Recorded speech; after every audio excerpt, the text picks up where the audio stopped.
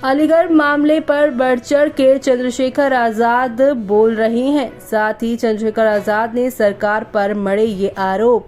युवक की हत्या के विरोध में पहुंचे सांसद। जी हां, अब खबर विस्तार से जानते हैं। आपको बता दें कि आजाद समाज पार्टी के संस्थापक और सांसद नगीना चंद्रशेखर आजाद ने 18 जून को यूपी सरकार पर प्रदेश में गुंडों को खुली छूट देने का आरोप मढ़ दिया है। ऐसे में कहा कि अकबराबाद के अनुसूचित जाति के युवक की हत्या इसी का परिणाम है, जिसे चुनौती देकर अंजाम दिया गया है। उन्होंने कहा है कि सड़क से लेकर संसद तक इन घटनाओं को और देश और प्रदेश के अनुसूचित जातियों के लोगों व कमजोरों पर उत्पीड़न बर्दाश्त नहीं किया जाएगा। ऐसे में अब उन्होंने ये बातें 18 जून को यहां मीडिया से बातचीत में कही थी। वो यहां घंटाघर पार्क में अकबराबाद के अनुसूचित जाति के परिवार द्वारा हत्या के विरोध में दिए जा रहे धरने में शामिल भी हुए थे।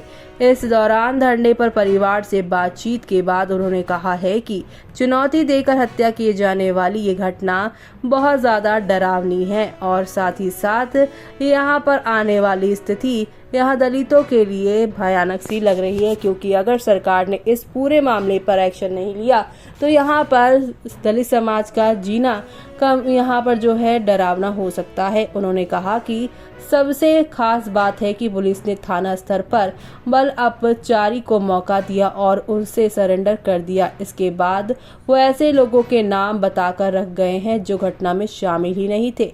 ये सब उसके शांतिरमपन व थाना स्तर से हुई लापरवाही का हिस्सा रहे हैं। ऐसे पुलिसकर्मियों पर कार्रवाई होनी चाहिए।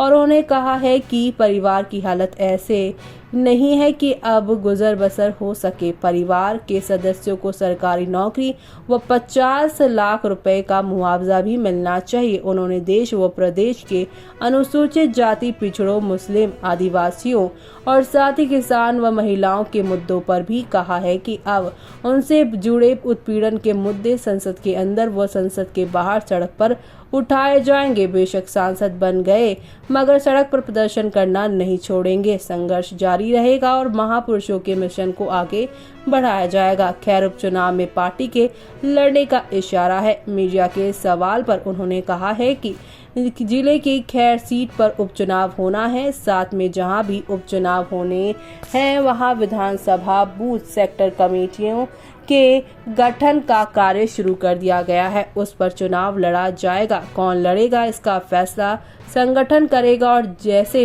जनता ने आवाज दिल्ली पहुंचाई है वैसे ही आवाज लखनऊ पहुंचने का भी काम किया जाएगा। डीएम आवास पर हंगामा, जाम तोड़फोड़ की कोशिश। जी हां, सांसद चंद्रशेखर आजाद के आने से पहले ही घंटाघर पर खासी भीड़ जमा थी। युवा समर्थकों की भीड़ में नेता के आने को लेकर गजब का उत्साह था।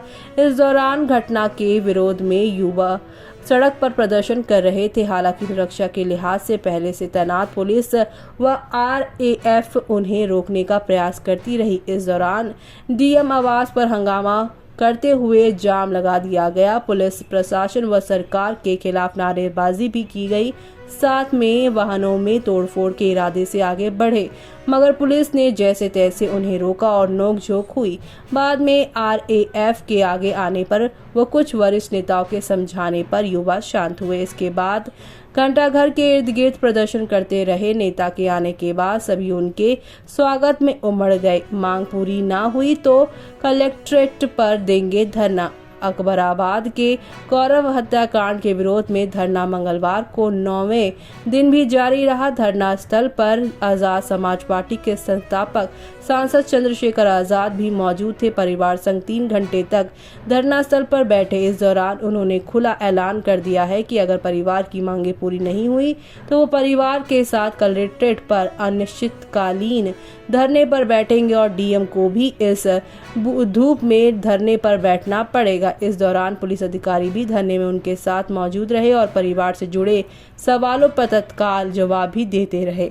देरी से आए सांसद, तपती दोपहरी में कम नहीं हुआ उत्साह। सांसद चंद्रशेखर आज़ाद का आगमन कार्यक्रम 11 बजे का था, मगर वो दोपहर 2:30 बजे धरना स्थल पर पहुंचे। उनके आगमन को लेकर समर्थक पार्टी कार्यकर्ता सुबह से ही जमा थे। इस तपती दोपहरी में भी उनका जो है उत्साह कम नहीं हुआ। इस दौरान चौराहे पर जो चारों ओर से यातायात व्यवस्था जो है परिवर्तित रही। पुलिस सुरक्षा के पुख्ता इंतजाम कर रही थी। एडीएम सिटी, एसपी सिटी नजर बनाए रखी थी, जबकि 2 सीओ, कई थानों का पुलिस बल, पीएसी व आरएएफ मौजूद रही। अपने नेता की एक झलक पाने के लिए पाक की टंकी, 4 दीवारी और पेड़ों पर भी कई नेताओं का चढ़ आपने देखा होगा, कार्यकर्ताओं को देखा होगा। तो ऐसे में अब क्या होने वाला है आगे, चंद्रशेखर आज़ाद क्या क्या अब फैसले लेने वाले हैं यहाँ पर इस पूरे कांड के बाद, वो देखना होगा खास।